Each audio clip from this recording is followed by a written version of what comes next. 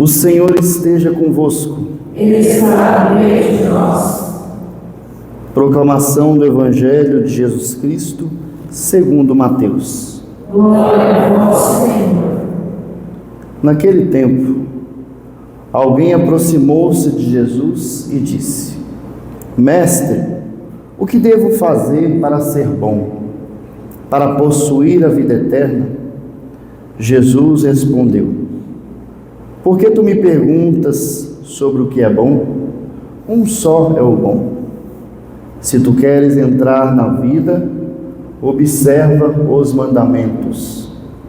O homem perguntou: Quais mandamentos? Jesus respondeu: Não matarás, não cometerás adultério, não roubarás, não levantarás falso testemunho, honra teu pai e tua mãe, e ama teu próximo como a ti mesmo. O jovem disse a Jesus: Tenho observado todas essas coisas. O que ainda me falta? Jesus respondeu: Se tu queres ser perfeito, vai, vende tudo que tens, dá o dinheiro aos pobres e terás um tesouro no céu. Depois vem e segue-me. Quando ouviu isso, o jovem foi embora cheio de tristeza, porque era muito rico. Palavra da salvação. Glória a vós, Senhor.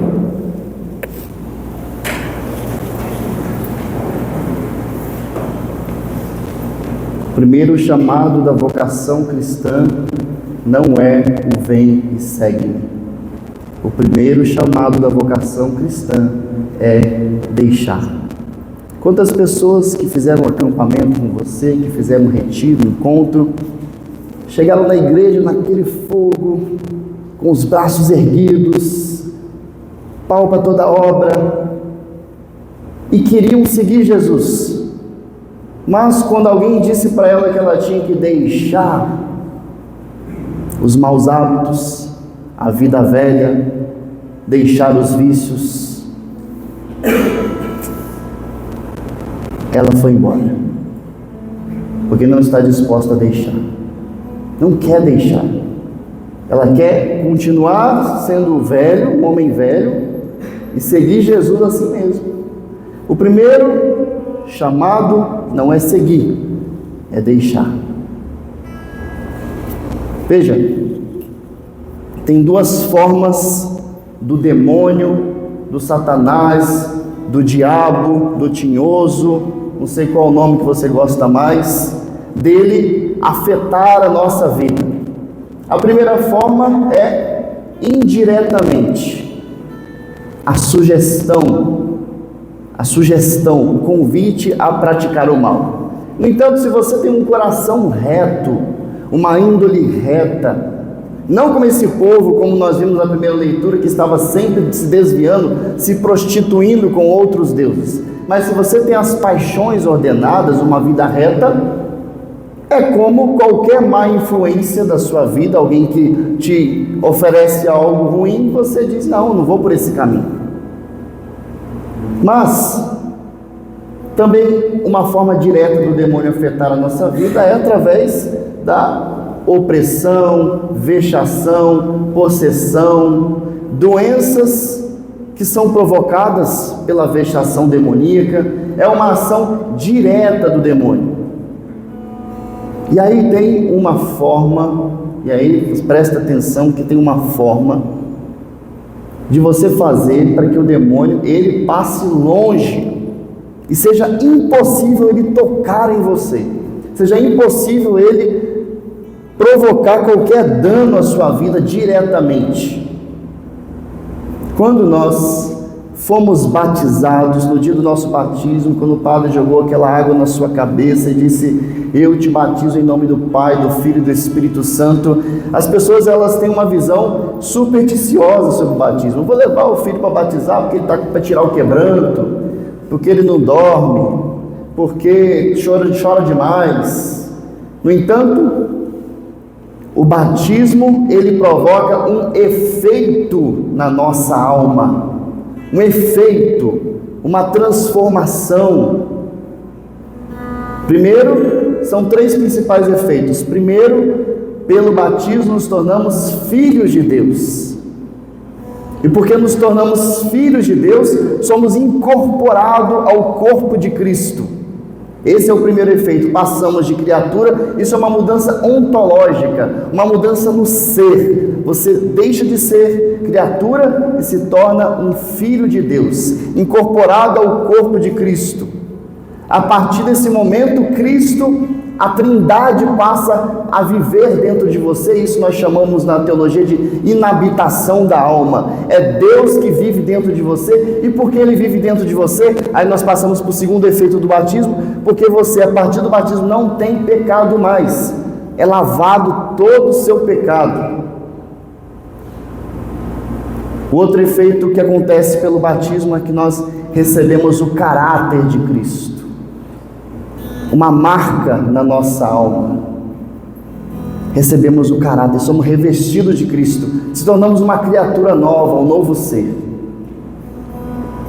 Então, pensa comigo, você é revestido de Cristo, você é filho de Deus, Deus vive dentro de você, você é templo do Espírito, você se torna tudo isso. Você não era nada, você era um cocôzinho, aí você é batizado e se torna quase igual a Deus. Tem como o diabo fazer alguma coisa com você, sim ou não? Pensar o contrário disso é dizer que Deus é fraco. Não tem como o demônio tocar em você. A não ser, porém, entretanto, sempre tem um porém, um entretanto, que... Aí nós vamos para o Evangelho.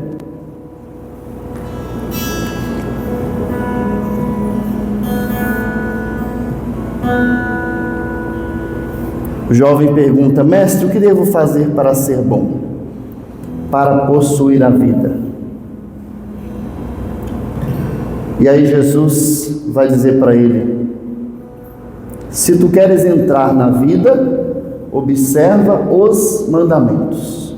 O homem perguntou: quais mandamentos? Jesus falou sobre os mandamentos. E o jovem, ele diz: tenho observado essas coisas, e o que me falta? Jesus respondeu: se tu queres ser perfeito, vai, vende tudo e dá aos pobres. Quando nós cometemos um pecado mortal, desobedecemos a um dos mandamentos de Deus, nós perdemos a graça santificante que recebemos do batismo. Porque pelo batismo nós recebemos um efeito, uma transformação, mas também o batismo tem uma eficácia. O efeito é a mudança que acontece em nós, e a eficácia são os frutos que o batismo gera em nós. A graça santificante, a santidade, os frutos que geram em nós, nós perdemos.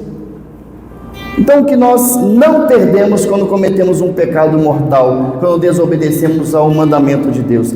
Não perdemos o caráter. A marca do batismo, ela é indelével, ela fica para nós, mesmo quem está no inferno ainda tem a marca do batismo. Não deixamos de ser filhos de Deus quando cometemos um pecado mortal. Não deixamos de estar incorporados, não deixamos de ser membros do corpo de Cristo. Isso é preservado. Mas, quando cometemos um pecado mortal, perdemos a graça santificante, a inabitação da Trindade nós perdemos. Deus não, treva e luz não se mistura, por isso Deus não pode coabitar com o pecado e com o mal. Perdemos as virtudes teologais da graça santificante, perdemos os méritos sobrenaturais, tudo aquilo que nós fizemos de bom. Perdemos os méritos, perdemos a amizade com Deus, perdemos a força espiritual para sermos santos e, consequentemente, perdemos a salvação se morrermos nesse estado. Por isso Jesus, ele vai dizer: se tu queres entrar na vida, diga comigo, se tu queres entrar na vida, observa os mandamentos. Tem como entrar na vida sem observar os mandamentos, sim ou não? Tem como entrar na vida sem honrar os pais? Tem como entrar na vida sem viver a castidade? Tem como entrar na vida falando mal e dando falso testemunho dos outros? Não tem como entrar na vida sem obedecer os mandamentos. Pecado mortal faz-nos perder a proteção contra Satanás, contra o mal. A Eucaristia, porque eu não posso comungar, então eu perco tudo. Eu continuo sendo filho de Deus, sim, mas o filho pródigo, o filho que não entra mais na casa do Pai. E tudo isso nós recuperamos com a confissão. Tudo isso que eu perdi com o pecado mortal, eu recebo de volta. Desculpa, gente, tá dando aula de catequese na missa, não é para isso. Mas eu ponho a mão no fogo que metade de vocês não sabia dessas coisas que eu falei aqui. Põe a mão boa ainda, tá? Vocês estão rindo, gente. Mas é sério. Como diz o profeta, o meu povo se perde pela falta do conhecimento. Por isso que eu volto a dizer, e o Papa Leão esses dias disse,